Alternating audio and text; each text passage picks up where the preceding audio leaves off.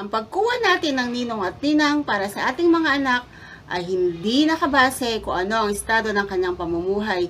Mahirap man siya o mayaman, kung siya ay nararapat na maging pangalawang magulang ng ating mga anak, walang kaso yun.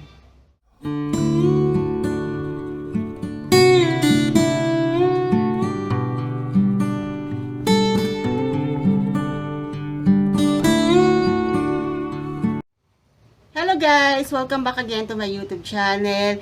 Bago ko simulan ang pagbasa sa ating sulat, nais ko munang batiin ang bawat isa sa inyo na maligayang Pasko at manigong bagong taon. Kamusta naman ba ang ating mga New Year? Etong si letter sender natin na mumblema. Bago magpasko, nainis siya sa kanyang inaanak at sa kanyang kumare. So alamin natin sa sulat na kanyang pinadala kung ano ba ang kabuuang nangyari.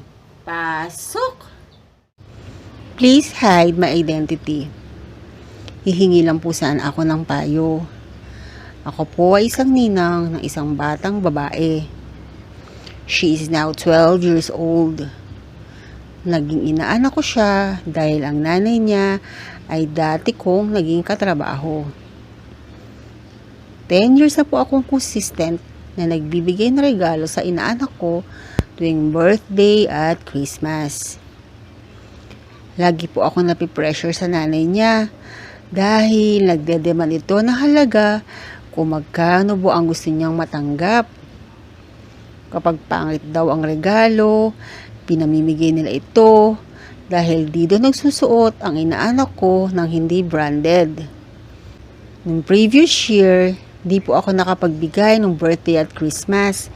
Kaya nung nagkita kami sa isang lamay ng kaibigan namin, ang salubong ng nanay niya sa akin ay, "Naku Mare, dami mo ng utang sa inaanak mo."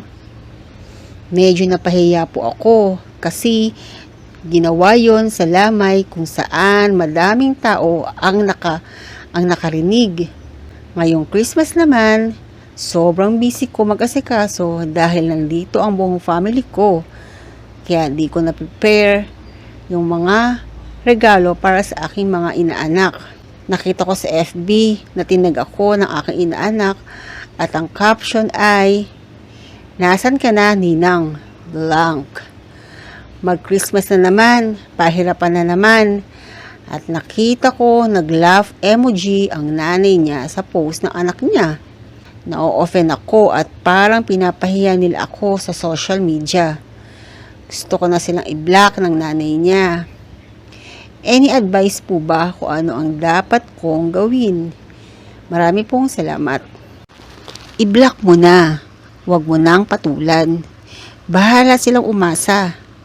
May mga tao kasing talagang magulang at mahilig mag-take advantage sa ibang tao. Palibhasa, nasanay sa puro hingi. Diyos mio, 12 years old na nanghihingi pa ng aginaldo. Block mo na agad yan, sis. Giving a gift is not a mandatory. Lalo na ngayong krisis. Mga ganyan tao, puro pakabig ang gusto. Nakakasira ng mental health ang mga ganyan tao.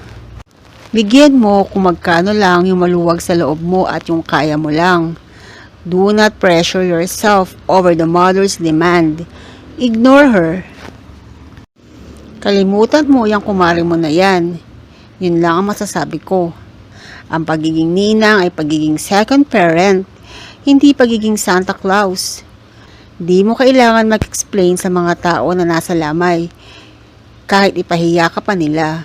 Sa kanila naman, babalik ang reflection nun. Nakakahiya sila.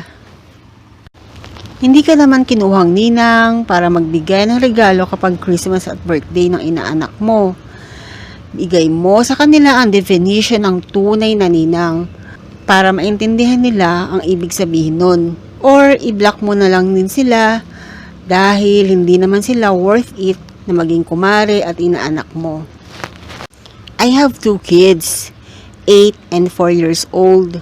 Never ko sila pinapunta sa bahay o pinaringgan man ang mga ninong at ninang nila kahit ang mga titos at titas. If magkusa sila, we are very thankful. But if wala, it's very okay. Bata pa sila, I always remind them what is the true meaning of Christmas. It's the birth of Jesus that we need to celebrate, not for Santa, not for gifts, or any material things. At dun sila nasanay. Magbigay ka lang ng kaya mo.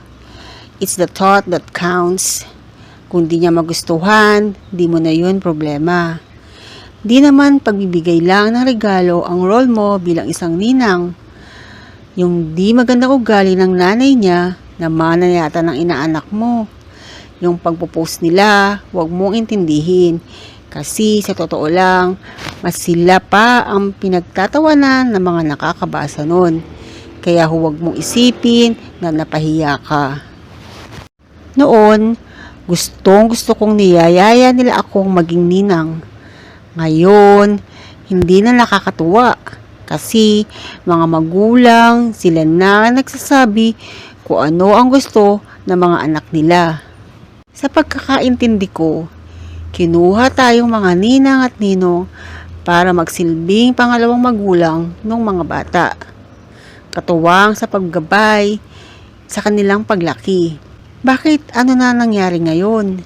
Ginawang negosyo naman at pera-pera na lang ang sukatan sa pagkuha na magiging ninong at ninang. Don't stress yourself. Block mo na lang sila pareho. Inoobliga ka, pinipressure ka, dapat hindi ganon. Ibigay mo lang kung ano ang kaya mo at huwag ka magpa-stress. So, masasabi ko lamang dito sa sulat ni letter sender, mali naman talaga yung ginawa ng iyong kumari at lalo na yung iyong inaanak. Ang bata-bata pa niya, alam niya na yung mga ganung bagay. So, dapat talaga, pag pumili tayo ng ating mga ninong at ninang, huwag tayong bumase kung ano ang estado ng kanyang pamumuhay. Hindi kailangan mayaman, kukuhanin mo para maging ninong at ninang ng anak mo dahil mayaman siya. Bakit? Para lang sa kanyang mga ibibigay tuwing Pasko, birthday, or New Year. So, dapat talaga hindi ganon ang pag-iisip ng isang tao na kukuha ng ninong at ninang sa kanyang anak. Isa pa, sa hirap ng buhay ngayon, hindi talaga lahat ay nakakapagbigay ng aginaldo sa kanilang mga inaanak.